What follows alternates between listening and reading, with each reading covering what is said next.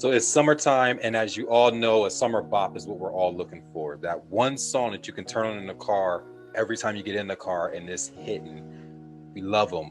And that's why today's interview with singer, songwriter, and performer OMI is that much more timely. This multi-platinum artist is dropping bombs with over 6 million monthly plays on his music and over 1 billion streams. There's no doubt that this dude is going to go far. With the release of his singles Cheerleader and Hello Hater, the reggae pop artist has absolutely no problem hitting the charts and taking off. After the success of his last album, Me For You, OMI went back to his roots and went to Jamaica to go hang out with family and just reconnect with himself and get things together. There's a long story in front of success, and you know we love to dig into that. OMI had a hell of a story before he made it to a point of being successful. And then after you're successful, what do you do when you have 6 million people who are watching your videos monthly and 1 billion people listening to it? How does that affect you? How does that affect your life? How does that affect who you are as a person? How do you walk into the street? Can you go into Target and buy eggs? It's the little things that we think we want when we say, fame is everything, or you want to be famous, or you want to be successful. But those are things that you have to ask yourself before you get there. Success isn't always pretty, but it takes a humble mind and a strong, powered person to make it through it. So y'all sit back, relax. Welcome to Suave Sessions with OMI.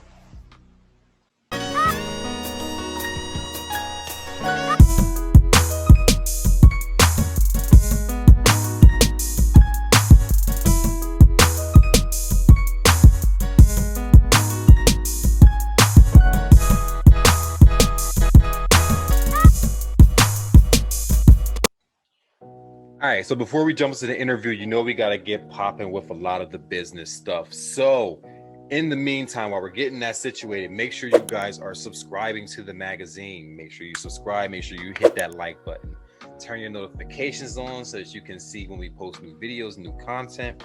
Share with your friends, your circle, your family, co-workers. I don't care who you share with. Just share the video.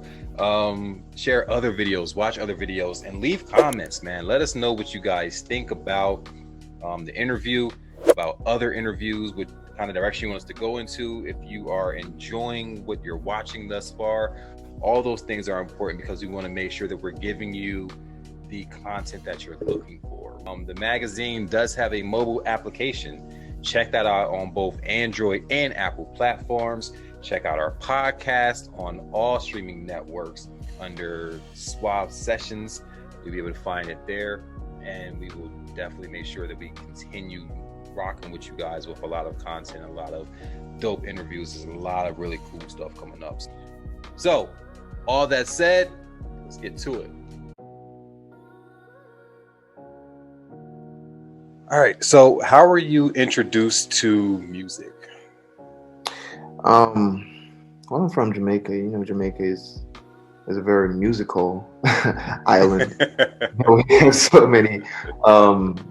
many great, iconic music figures from Jamaica.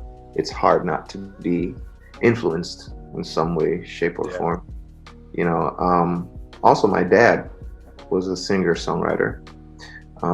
Nice. He wasn't an established artist, but he had talent. And he had a passion for music. So I think it's safe to say that was my initial introduction, just being around him. Yeah. So when you're growing up in that atmosphere, was there ever a point where you knew that's what you wanted to do, or was it just something that always just felt good? I wanted to be a cartoonist. Interesting. Because I'm also a visual artist, so I paint, I draw, and I paint, architectural design, all that. Nice. But I realized that, I really had a passion for music. It's something that I enjoyed doing, that I always wanted to make it a career. Being an artist, if I'm to be honest, no, because I'm a very shy, very reserved person. Being on a stage, I like to be very low key. I like to be somewhere in the shadows. Yeah. So I didn't understand though that you would you could still do music, and there are other aspects of, being involved in music. You Yeah. could be a writer, you could be a producer. You don't necessarily have to be, So I learned that later on. Yeah. I learned that And later on. and you'll be, well, some people would be surprised to find out how many people are actually in those same shoes where they have anxiety issues going on stage and they're constantly nervous, Yeah. and it's like panic attacks before they get on, and then when they get there, it's like they zone out, and it's They take on different. that But it's like, persona. yeah, that process beforehand, and then again the process afterwards is completely Absolutely. different. Yeah. And everybody, a lot of people have different rituals and techniques that they use to relax themselves, and you know some people seek advice from other people who like literally teach this stuff. Yeah. I don't think, Yeah. even with all that, you're, if that's like who you truly are, I don't think you're ever really comfortable entirely, just confident and comfortable. I can't think of anyone that I've interviewed that's just like, I absolutely love performing and going on stage, and just Love like you. before it happens, I'm like, let me go, I've Yeah. never spoken to anyone. Everyone's like, the butterflies beforehand are A lot of people insane. gotta go to the bathroom before. Like, isn't it like running to stage and like, gotta pee, and like run away. Like, I literally, I saw The artists do intro's this. already started, and I yeah. saw our artists do this. It was hilarious, and like we joke about it But constantly. we're human, it's a very human trait. It's Yeah. nothing to be ashamed of, and it doesn't take away from the fact, whether or not you got talent. You got a lot of, Yeah. and we still have yet to discover a lot more talented people who just, they've not really gotten their big break, or their moment of fame, or their moment to showcase their talent to the rest of the world. Yeah. Fortunately for those people, in today's day and age, it's one of the easiest things to accomplish, with everything being so digital. So Yeah. Which takes me to you. How was your break in to the industry? What was that like? What was that moment like for you? well, for me, it was a mixture of all the things that we just spoke about. It was also very exciting, and I feel like I was fulfilling another purpose outside of, myself, bigger than myself. With my dad, who was pursuing music, my dad died when I was about 9 years old. My dad passed away from an illness, and I knew his desires, to pursue music. I knew he wanted to fulfill his dream. So that was the other purpose outside of me just being able to write and make music that people enjoy. I feel like I was also doing honor to my father, in his absence. So there was that feeling. Was it challenging going back to music after your father passing away? Because most people want to kind of disassociate themselves with that thing that feels that familiar Right. with that person. Well, I don't know if I'm supposed to say a good thing, because there's no good thing in death. My dad died when I was 9 years old. I was at a pretty young age, and I think at certain age, you're not fully emotionally connected to a person, or understand. Yeah. Maybe now, I don't know if what I'm saying makes sense, but I hope you understand the point I'm trying to make. Now I'm grown up. Now I understand what it truly means, that when somebody is gone, they're really gone. Yeah. So I guess at that age, you don't, the person is no longer there, but I don't think you grasp the seriousness of loss. Of really losing a person, losing somebody to death, forever. That person is gone. You don't quite grasp the idea. So I was able to recover. I had people around me. I had a strong support system, my mom. And, I had my peers, especially when I hit my high school years, I had people who was around me who helped to, carry me through that rough period of my life. And those people were had similar interest, like, in music. Mm-hmm. So that kind of kept that spark alive. Nice. So you overcome all of this. Mm-hmm. You find your way in the industry. Do you instantly find success in the industry?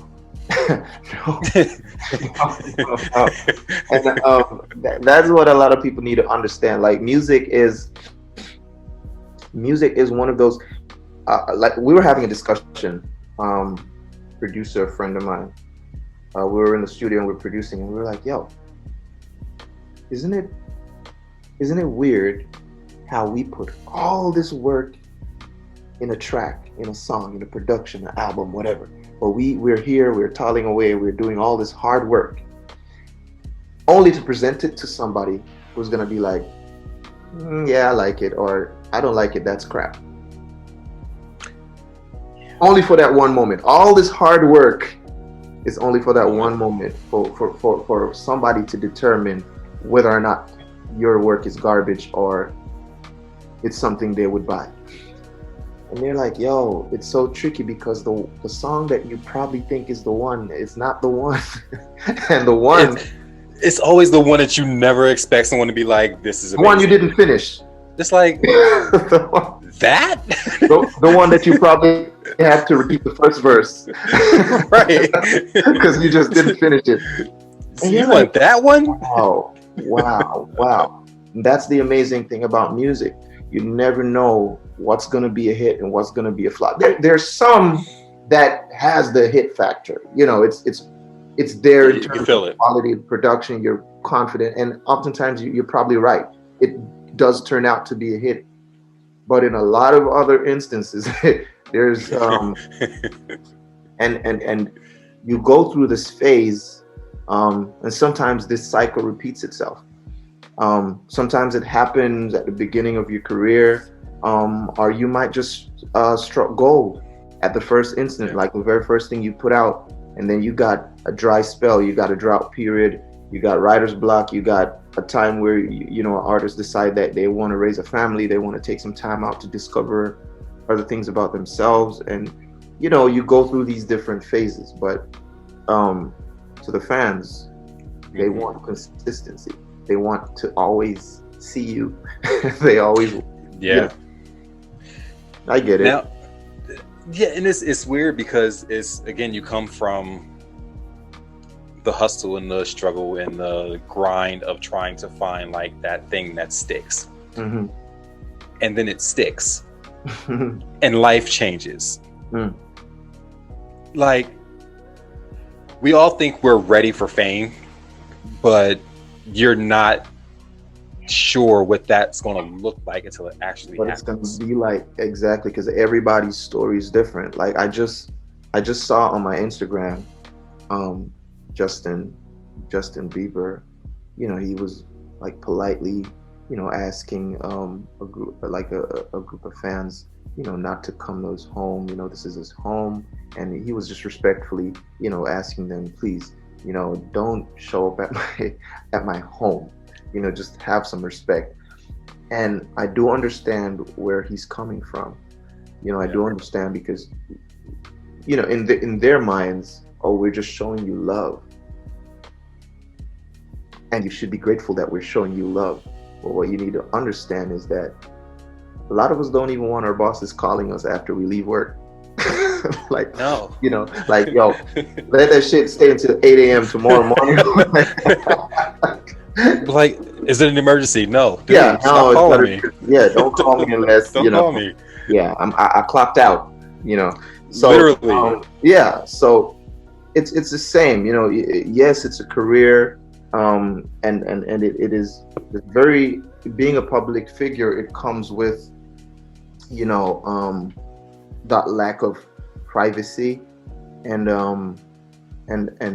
everybody wants to know what you're up to, and everybody, your fans, they love you so much, and they want to take a picture, or they just so honored to meet you. Yeah. But at the end of the day, you're still human, Yeah. and a lot of people are not really, to be honest, a lot of people are not entirely prepared for what it comes with. No. A lot of people are not prepared. No. You can't just run in a Home Depot anymore. Please don't go on a Target. Yeah, Like, you can't just run in there. don't You do can't. it. Yeah. Oh, you enjoy shopping at the Dollar Tree? Yeah, you can't go there because we can't do this. Like, I just want some eggs. That's it. Yeah, yeah. But you have to start overthinking everything, because again, you have people who are just trying to show you love, and then you have the opposite side, and there's people who just literally hate the fact that you're successful. That's true. And it's like you have to kind of finagle that and like deal with all aspects of it without still keeping your image intact. You never know. You're performing live. You got a whole sea of like a whole ocean of people in front of you, and probably not everybody there really likes you. And you got to deal with all that. They're right there in your presence, and not everybody there, like you. People on listening to your material on the radio, not everybody. So you're gonna have to go through that phase where you're gonna have to develop a thick skin. Yeah. You're gonna get a lot of harsh critiques when it comes to your work. And this is what I say to people: you have control over the content that you put out. You have control over what you want people to know. Yeah. You can't catch an attitude when you put everything out there and then people have an opinion. That's what you put it out there for. So you got to deal with that. This is true. If I give it to you and you say something, I can't really be mad at you because I gave it to you. You can't be mad. It was all of you. I gave it to you, and you took it. If you put your baby out there and somebody say that baby don't look like the daddy, that baby look nothing like none of y'all. Somebody. Now you're gonna catch an attitude. But listen, you put the baby up there. Yeah, it was supposed to be a moment. Like, I'm experiencing this great joy, and I just want to share with y'all. I just gave birth, my wife just gave birth to this beautiful baby of ours, and maybe that's your intention, right? But then people find the ugly in everything. Literally, isn't it weird how people just always try to find the ugly in everything? In everything you put out. It doesn't matter what it is. It doesn't matter what it is. It's just, you're gonna find something. It could be charity. It could be you giving back. They do not care. They do not care. So oftentimes I even give back. I don't publicize it. I don't talk about it. Yeah. I give in silence. The Lord rewards me openly. Absolutely. Because you'd be surprised the scrutiny people go through about who they gave to, how much they gave to them, when's the last thing they gave to somebody. It's like, dude, did you match the check? Like, I don't even remember. They're like, you remember the time you did this for me? I'm like, what? When? I'm like, dude, I'm like, oh, I don't think about it. You're not supposed to. I don't think about it. You're not supposed to. Yeah. So when you get to, which I can't even fathom this right now, when you get to 6 million views on a music video, and the comments start, do you read them? You can't go through all of them.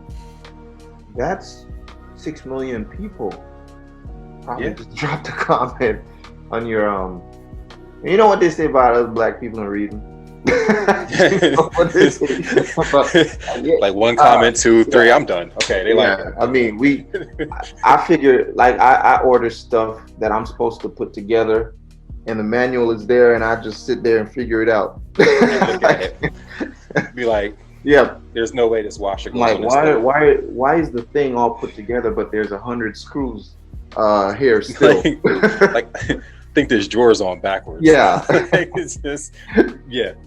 Me and IKEA don't get along for that reason. I don't have the patience. But you are right. And in fact, I do try to stay in touch with my fans, even on my Instagram, and I try to respond to everybody. Sometimes I'll make like general replies, Yeah.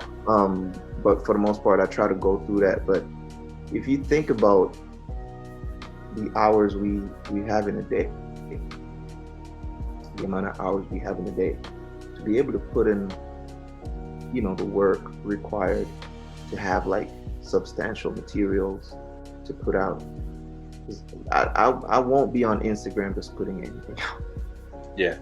You know what I'm saying? Okay, I'm having breakfast, 2 eggs and a pancake right there. I got my syrup. Like, these are like, to me, yeah. That's just my humble opinion. You know what I mean? No, like, for me, we're very much alike in that sense. Yeah, I don't need to be out there like that just to stay relevant. Like, who cares? You know what I mean? I don't do a lot of that. I don't like the geotagging. I don't need you to know where I'm at. Like, maybe I'll post a couple days after I leave that's where I was. Yeah, but, you gangster like that. And you gangster like that. I don't need to be. While I'm there, nah. Yeah, I need. Because I've had an awkward moment where I was in New York and I did that. It was like having brunch with the boys out at this restaurant, and like somebody just showed up and was like, "Hey, I know you." It's like, no, you don't. I don't know you. And it's like, nah, I just saw that you were on. I just saw on like Facebook that you were here eating. So I was like, I'm just going to swing by. I'm like, I don't know you. And like in that moment, I was like, I would never do that again. No. And it was awkward. I mean, it kind of ended quickly, but it was just like, yeah, it wasn't. You don't very awkward. You don't know people's intention. Yeah, and that's what I was gonna go to. You don't really know what a person's intentions are. I mentioned earlier about performing in an audience, and I mentioned that harsh reality. Maybe not everybody in that. There's a chance that somebody in that audience is there for the wrong reason, and that's what I wanted to get to. I just didn't want to get to it too quickly, but it is life. It's a reality. Yeah, And that's the thing, and it goes back to what I was saying, like with 6 million people, like that's a lot of people, but in the same breath, you have a percentage of those who literally you're just there with ill intent, flat out. Don't know you, never met you, never said anything to you. I just don't like you. I just don't like you. People are crazy like that. You got crazy people who love you and crazy people who don't. Yeah. Yeah. So I personally try to separate my I said in an interview previously, I try to compartmentalize my life. I try to make sure that when I'm home, I'm a different person than when I have to be that public figure that everybody sees on the screen. Is that hard? Not really, because I'm only that person when I have to be. My true self, that person is what you'd call your alter ego, something like that. My true self, my personality is, I'm a homebody. I don't really like going anywhere. Closet full of clothes, and I just like to be on my couch, man. Couch potato. Yeah. I'm either writing or I'm cooking or I'm playing FIFA or something. Just spending time with my family and just being normal, because I am. Yeah. Yeah, and family will humble you real quick. Because real quick, they don't care about your views. They don't care about your little. They tell you your little records. I don't care about your little records. Like they don't care. Always like accomplishment, please. Whatever. Go real. wash the dishes. But I like that. Listen, I'm okay I'm okay with that because what I've tried not to do is to lull myself into a false sense of security when it comes to superstardom. Superstars, famous people, they come out by the bundles daily because it's not that hard to become famous or popular. Yeah. Yes. Very true. With the right Staying amount, there is a different thing. yeah, with the right amount of clown, you can be famous tomorrow. With the right amount, you can be famous. It's not very hard. So I try not to glorify that idea too much. You know, Yeah. I rely on substance. I rely on making a difference. If your purpose is not helping anybody on this earth in a positive way, You're man, missing something. you're missing. You're missing definitely something. missing something. And you're wasting some time. Of course. Whatever your platform is, if you're not using that to empower and build and create something that is going to change the lives of people or be impactful in a positive way, then trust me, you are definitely wasting time. Yep. Absolutely. Absolutely. What do you want your music to do? What do you want your music to convey to someone? It depends. If we're talking about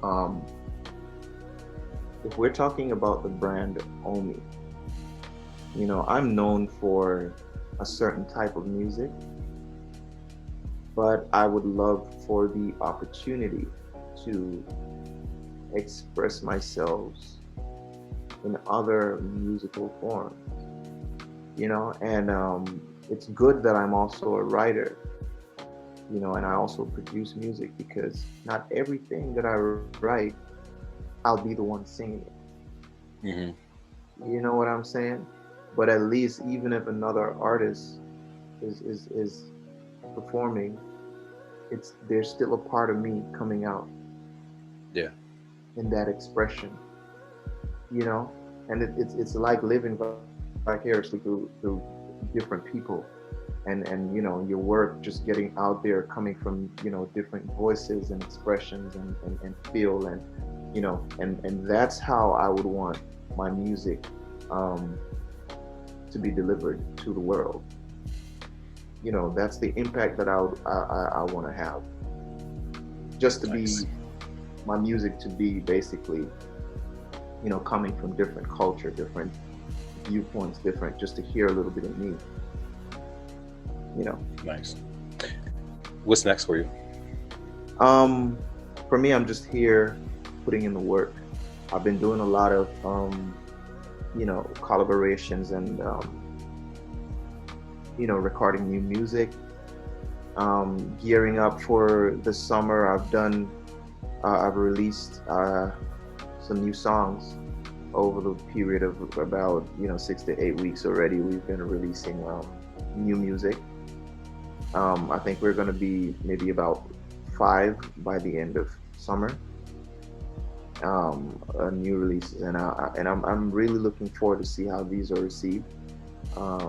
You know, I know my label is doing a lot of hard work, you know, trying to promote these songs, and there's a lot of other plans in the works. But for right now, I'm putting in my pound of flesh, you know, just to make sure. It's a hard game, man. Yeah. It's a hard game. And I want to say too, you know, thanks for everybody. Thanks to everybody who supported me over the years. You know, all the fans, all the bloggers, and you know, the magazines, radio station, TV. Just everybody who appreciated my work, appreciate, you know, my music. All the fans, the OMI Army, I want to say thank you, big ups, love, respect every time. Love you down to the ground, y'all walk on, man. And I'm gonna keep on doing my thing, you know, and I'm gonna keep on expressing myself through music, and making my dad proud, the rest of my family. So thank you for that opportunity, man. Absolutely, man. It's amazing. I love hearing those triumph stories. So for you to be successful where you're at right now and still be as humble as you are, Yeah. It only goes further than that. So congrats for everything, man. Good luck. If you ever need anything, we're here. Let me know. Respect, man. Thank you so much, bro. Absolutely. I'll talk to you later.